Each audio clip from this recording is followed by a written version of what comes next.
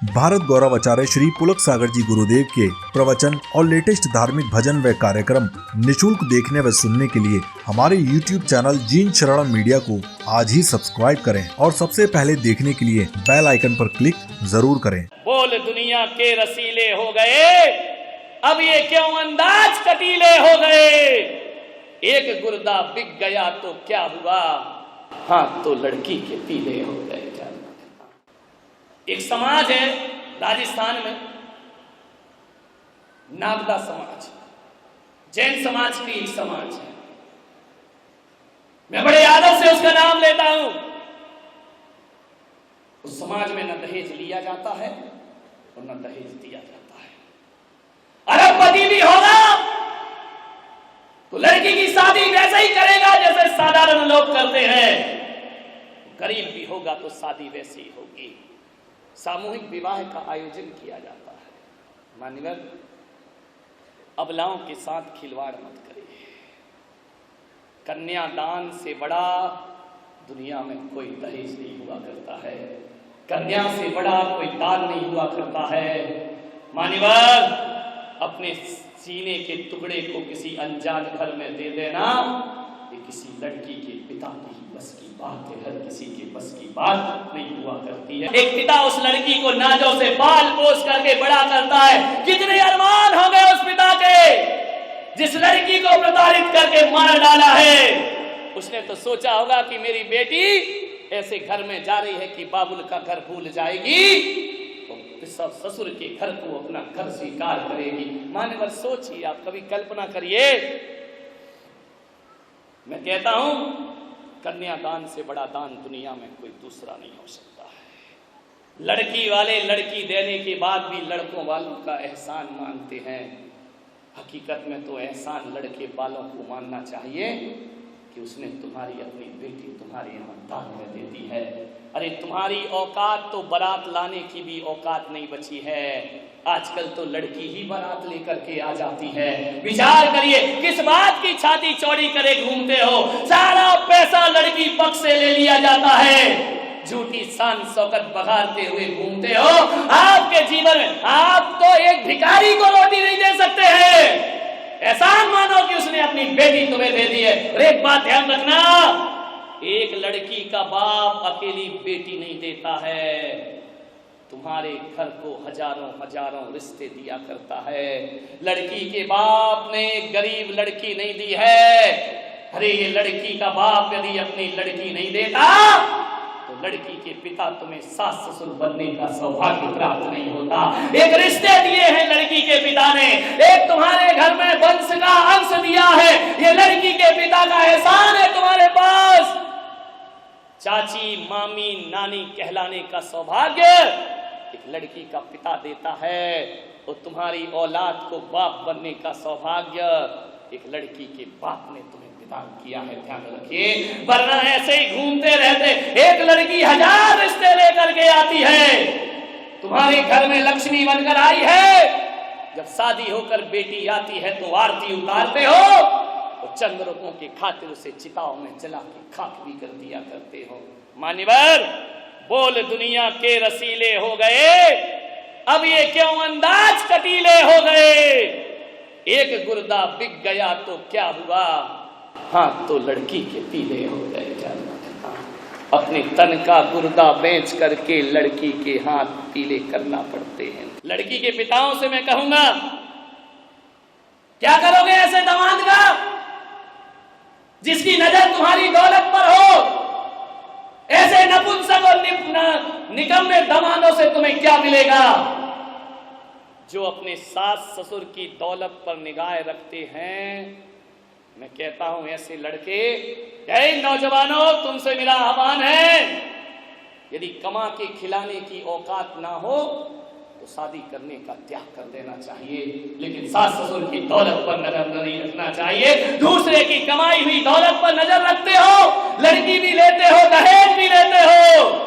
शादी करने का इतना शौक है, इन भुजाओं में कमाने की ताकत भी पैदा करो। और ध्यान रखिए, कोई सास ससुर दौलत दे रहा हो तो कह देना, पिताजी हमें इस घर से लड़की चाहिए, हमें दौलत की कोई जरूरत नहीं है। एक संस्कारित बेटी चाहिए जो हमारे घर को स्वर्ग बना दे। क्या ख्वाब देखते हो? मेरा बेटा डॉक्टर है, इतना पैसा तो लेना ही पड़ेगा। मेरा बेटा इंजीनियर है, उसकी पढ़ाई में इतना पैसा लगा है। एक आदमी को मैं जानता हूं, उसके बेटा डॉक्टर था, वह लड़की देखने गई, जाकर के मालूम है लड़की वालों से क्या कहती है? लड़की तो सुंदर है, सब कुछ है, आओ थोड़ा लेन देन की बात कर लेते हैं। लड़की के बाप ने कहा कि बेटा डॉक्टर है और लेन देन की बात कर रही हो? बोले देखो भाई साहब, पैसा तो खर्च होता है ना, बच्चे को हमने पढ़ाया लिखाया, इतनी ट्यूशन दी, MBBS कराया, पैसा तो लिया होगा ना। अरे ऐसी लिस्ट पकड़ा रही है, इतने के कपड़े पहनाए, इतने का खर्चा हुआ, ये ट्यूशन में खर्च हुआ, ये डॉक्टर को पढ़ाई की उसका खर्च हुआ, इस बच्चे पर इतना खर्च हुआ, बाहर रहकर पढ़ा इतना खर्च हुआ, ऐसी लिस्ट दे रही है।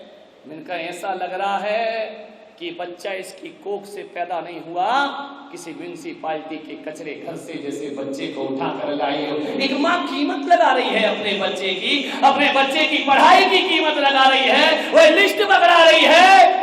धत तेरे की जिंदगी मानवर।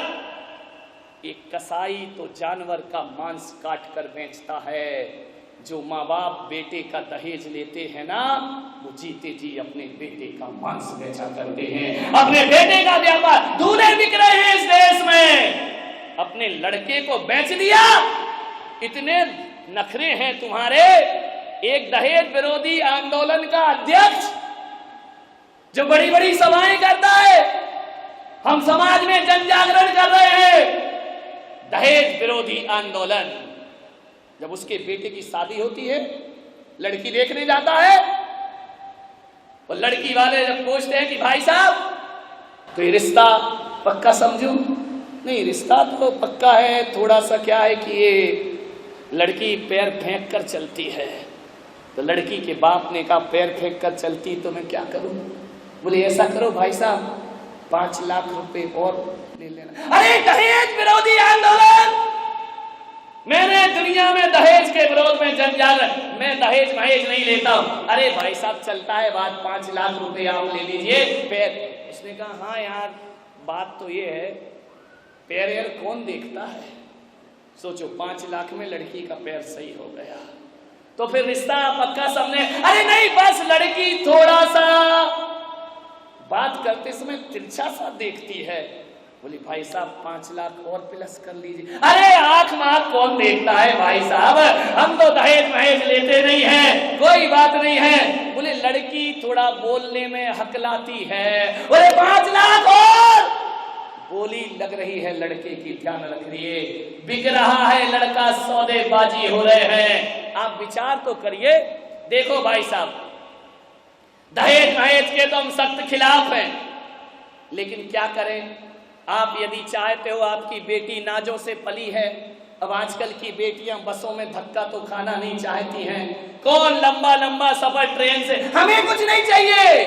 तुम्हारी बेटी आप चाहो कि बसों में धक्के नहीं खाए, एक 10-20 लाख की कार तो हम तो जिंदगी में उस कार में बैठेंगे नहीं। हमने तो सौगंध खाई, हम जिंदगी में कभी दहेज नहीं लेंगे। हम तो समाज सेवक लोग हैं, हम तो सोशल वर्कर। लेकिन लड़कियां कहाँ मानती हैं आजकल। एक कार हो जाए तो फिर मामला। और देखो भाई साहब, हम लोग गांधीवादी लोग हैं, हम तो पुराने जमाने के लोग हैं, हमारे यहाँ नौकर नौकरानियां तो रहती नहीं है। लेकिन आजकल की बेटियां खाना बनाना कहाँ जानती हैं। एक काम करो, नौकरानी लगेगी थोड़ा बहुत बच्ची की खुशी के लिए। और आजकल भाई साहब आप तो जानते हैं, ये बच्चियां भूखी रह जाएं लेकिन डायमंड सेट पहने बिना नहीं रहती हैं। अब आप क्या चाहते हो कि आपकी बेटी बिना आभूषण के दिखाई दे? भरी समाज में हमें जाना पड़ता है, एक आध डायमंड सेट, हमें दहेज नहीं चाहिए। तेरे की आदमी की जिंदगी, मुंह में राम बगल में छुरी, कितनी स्टाइल से मांगता है। नुमाइश हो रही है लड़की की। लड़की देखने जाते हैं, लड़के लड़की को अलग बंद कमरे में छोड़ देते हैं।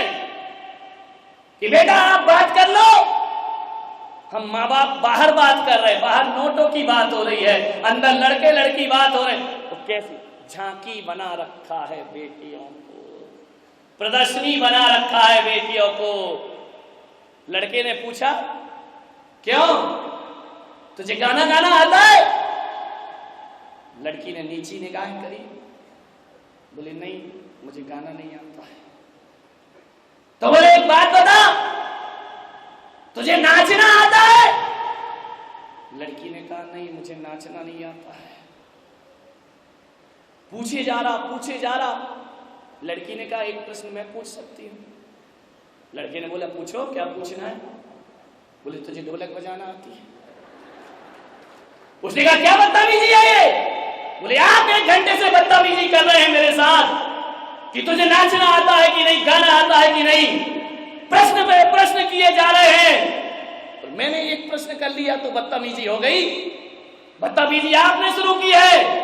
आप मुझसे पूछ रहे तुझे गाना आता है, तुझे नाचना आता है? वे कमबख्त जरा ये बता तुझे ढोलक बजाना आती है कि नहीं?